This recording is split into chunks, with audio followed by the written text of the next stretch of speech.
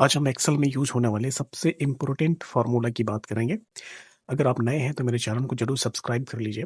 आज हम बात करने वाले हैं सबसे ज़्यादा यूज़ होने वाले फार्मूला सम और सम इफ की। इसकी कैसे इस्तेमाल हम करते हैं, इसका क्या इस्तेमाल होता है, इसमें मतलब सम इफ क्या है और सम इफ्स क्या है?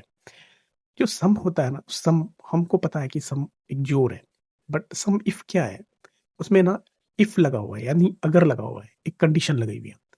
तो सम इफ में सिंगल कंडीशंस काम करते हैं।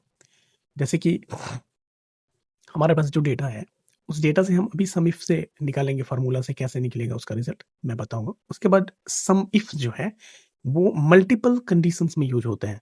जैसे मेरे पास 2-3 कंडीशन है, बट हमको उसका सम निकालना है, ठीक है?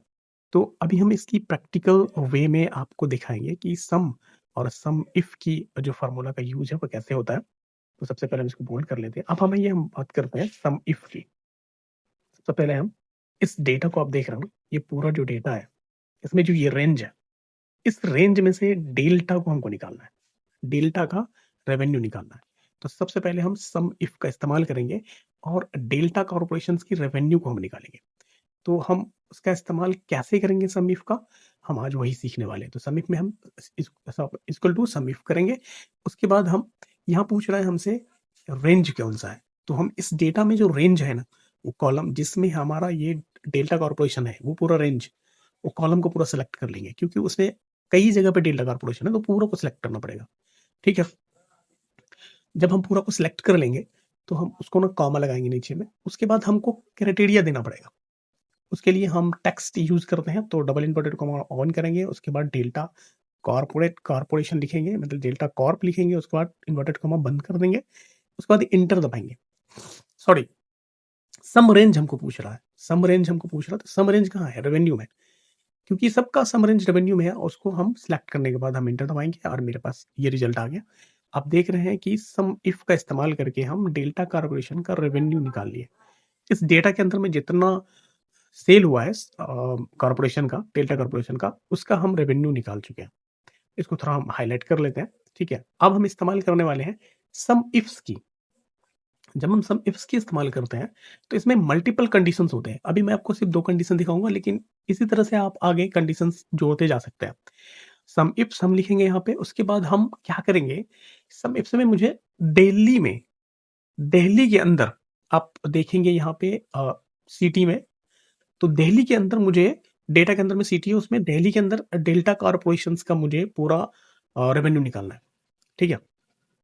उसमें क्या होगा कि ये जो फ़ॉर्मूला है वो ढूँढ के लाएगा।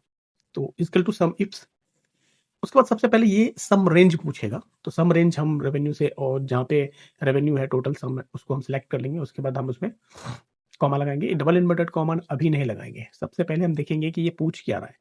पूछ रहा है कि क्राइटेरिया रेंज, तो क्राइटेरिया कौन-सा? तो सबसे पहले हम एक सिंगल क्राइटेरिया लगाएँगे, क्लाइंट डेल्टा, मतलब आप देख रहे हो ना डेल्टा कॉर्पोरेशंस। पहले हम पूरा रेंज को सिलेक्ट करेंगे, डबल इन्वर्टेड कॉमा ओपन करेंगे, उसके बाद हम इसमें लिखेंगे डेल्टा। मुझे इस कॉलम्स में डेल्टा खोज के निकालो, ठीक है? ये कंडीशंस पूछ रहा है कि डेल्टा खोज के निकालो। उसके बाद डबल इन्वर्टेड कॉमा को बंद कर देंगे, नीचे एक कॉमा लगाएँगे, उसके बाद फिर पूछ रहा है क्राइटेरिया रेंज 2, तो हम क्राइटेरिया रेंज में सिटी लेंगे। मुझे दिल्ली का निकालना है, कॉर्पोरेशंस डेल्टा कॉर्पोरेशन दिल्ली में कितना रेवेन्यू जनरेट करी है वो निकालना है। तो हम सिटी को सिलेक्ट किए, डबल इन्वर्टेड कॉमा ओपन किए, उसके बाद हमको दिल्ली टाइप करना है, उसके बाद डबल इन्वर्टेड कॉमा को बंद कर देना है और एंटर दबा देना। अब देखिए ये हमको बता रहा है कि दिल्ली में डेल्टा कॉर्पोरेशंस ने जो सेल की है, रेवेन्यू जनरेट करी है, वो कितने की करी है। आप यहाँ पे देख सकते हैं। अगर इसे आपको चाहिए तो आप एक बार इस्तेमाल कर सकते हैं हम अपने प्रैक्टिकल्स एक्सेल पे, और उसके बाद आप उसको वैलिडेट भी कर सकते हैं।